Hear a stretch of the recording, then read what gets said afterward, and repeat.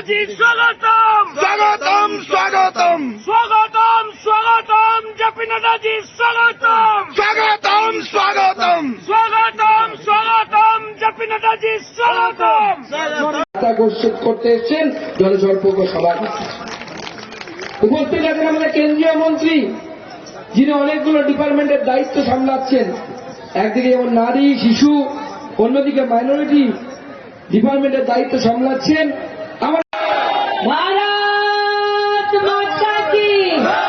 আজকে আমাদের সর্বভারতীয় সভাপতি জেপি নাড্ডাজি এসেছেন, তাই আমি জ্যোতির্ময় দাদাকে বললাম আজকে গর্জিত হব না, গর্বিত হব এই জনসম্পর্কে জনসংকল্প নেওয়ার জন্য আমাদের অখিল ভারতীয় সভাপতিজি এসেছেন।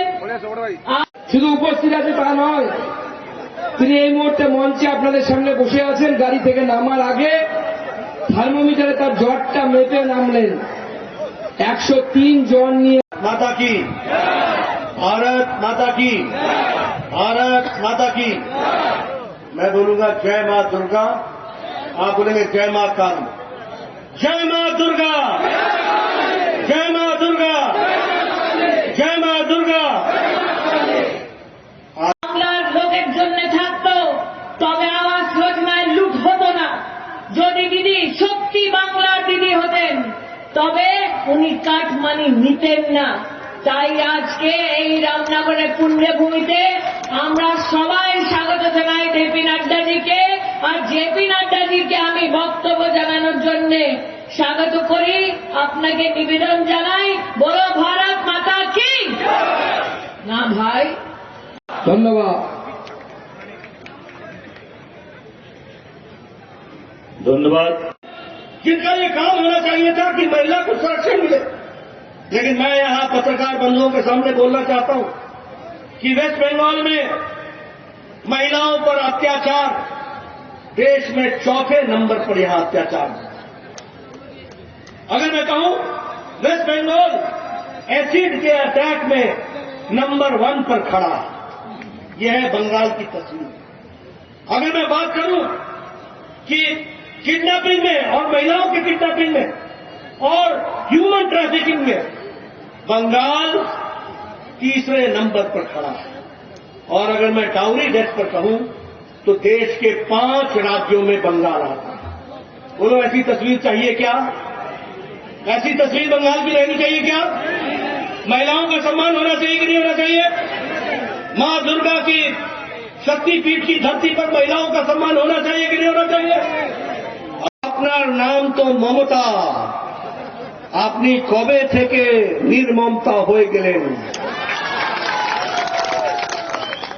কার্টুন পছন্দ হয়নি বলে একজনকে জেল পাঠিয়ে দিলেন। শেষ হবে, শেষ হবে হিংসার খেলা, শেষ হবে, শেষ হবে, শেষ হবে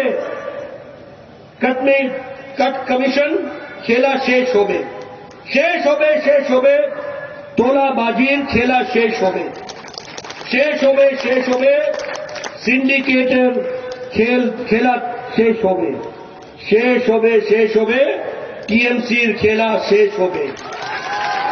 दीदी खेला शेष होबे। मां माटी मानुष एर बीते सरकार और नहीं दरकार पार्टी को लाना। मैं यहां ये भी आपको कहना चाहता हूं कि अगर मैं बात करूं एसएससी स्कैम की, बोलिए स्कैम हुआ है कि नहीं हुआ है? हुआ है कि नहीं हुआ है? आप बताइए टीईटी रिक्रूटमेंट में स्कैम हुआ है कि नहीं हुआ है? आप बताइए लॉटरी में स्कैम हुआ है कि नहीं हुआ है? आप बताइए मंत्री और मंत्री के नजदीकियों के घर से बहुत बड़ा धन निकला है कि नहीं निकला है? ये धन कहां से आया? कौन है ये लोग? ये भ्रष्टाचार करने वाले, कमीशन करने वाले और करप्शन करने वाले लोग। और इसीलिए मैं यहां आपसे अंत में कुछ बांग्ला में बोलना चाहूंगा। मुझे ज्यादा बांग्ला आती नहीं है, पर एक टू अभी चेष्टा कर दूं। तो रह गए चाइना और अमेरिका, और समय आते आते हम आगे बढ़ेंगे, ये हमको ध्यान। मैं आपके साथ बताना चाहता हूं, आपके पास मोबाइल है। 2014 में ये मोबाइल 92% विदेश में बनता था और चीन में बनता था। और आपको मालूम है कि चीन का मोबाइल कैसे हाथ में फट जाता है, याद है आपको? याद है कि नहीं है? आज भारत 97% मोबाइल भारत बना रहा है मोदी जी के नेतृत्व में, वो भी हमको बनना। ये जो आप जब हम बात करते हैं प्रधानमंत्री आवास योजना की, तो हमने 4 करोड़ यहां पर सैंक्शन किए, और जिसमें से नहीं 3 करोड़ 60 लाख आवास योजना बने सारे देश में, और उसमें से 52,50,000 घर यहां बने। लेकिन मुझे दुख है कि ममता अपने राजनीतिक हस्तक्षेप से बाज नहीं आती। उन्होंने प्रधानमंत्री आवास জানানোর জন্য জেপি নাড্ডাজি এসেছেন। নাড্ডাজি বাংলার এক এক কর্মীর ভক্তিকে আপনাদেরকে জানাতে চাই কি বাংলায় আজকে আমাদের সভাপতি সুকান্তদা বলেছেন কি মমতাদি বলেছিলেন কি আবার সরকার বানানোর পরে বিজেপির কর্মী রাম নামটা বলতে পারবে না, ক্ষমতা থাকবে না। আমি সুকান্তদা বলতে চাই যার নিজের নেই ক্ষমতা ওর নাম মমতা।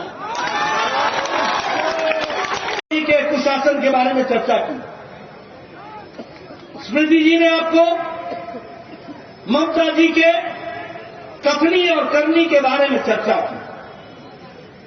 लेकिन मैं यहां आपको कहना चाहता हूं, आप और हम बड़े भाग्यशाली हैं कि आज देश का नेतृत्व भारत के यशस्वी प्रधानमंत्री नरेंद्र मोदी कर रहे हैं। और इस कारण से हम ये गौरव के साथ कह सकते हैं, और मैं चाहूंगा कि आप भी गांव-गांव में लोगों को बताइए, ये कलकत्ता, ये बंगाल ईस्ट इंडिया कंपनी का हेडक्वार्टर होता था। अंग्रेजों ने हमको 200 साल राज किया, 200 साल। लेकिन आज आपको जानकर खुशी होगी कि मोदी जी के नेतृत्व में भारत की अर्थव्यवस्था 10वें स्थान से हटकर बंगाल को, ब्रिटानिया को पछाड़ के, अंग्रेजों को पछाड़ के 5वें नंबर की अर्थव्यवस्था बन गई। यहां इस पवित्र तपोस्थली और जिसे हम कहते हैं कि शक्तिपीठों का प्रदेश, ऐसे प्रदेश में मुझे आने का सौभाग्य मिला है। और दक्षिणेश्वर से लेके तारापीठ तक सभी शक्तिपीठों से जो प्रेरणा मिलती है, उस प्रेरणा के साथ नमन करते हुए मैं अपनी बात को प्रारंभ करता हूं। इन इंडिया, ये बदलता भारत है। लेकिन मैं ममता दीदी को दृष्टि कैसे दे दूं, मैं उनको दिशा कैसे दे दूं, इन कांग्रेसी भाइयों को अच्छी बात कैसे समझा दूं जिन्होंने नहीं समझने का तय कर रखा, जो छोटी राजनीति के कारण विकास के काम को रोकने का प्रयास करते हैं। मैं यहां आपसे चर्चा करना चाहता हूं। आप सब लोग कोरोना के बाद बड़े नजदीक बैठे हैं, और किसी ने भी मास्क नहीं लगाया है, किसी ने भी मास्क नहीं लगाया है। और आपको मालूम है ना कि अमेरिका का राष्ट्रपति जो बाइडेन अभी भी मास्क लगा के घूमते हैं, और आप बिना मास्क के नजदीक बैठे हैं। ये संभव हुआ है तो इसलिए क्योंकि मोदी जी ने 140 करोड़ की जनता को 220 करोड़ डबल डोज और बूस्टर डोज लगा करके आपको तैयार किया।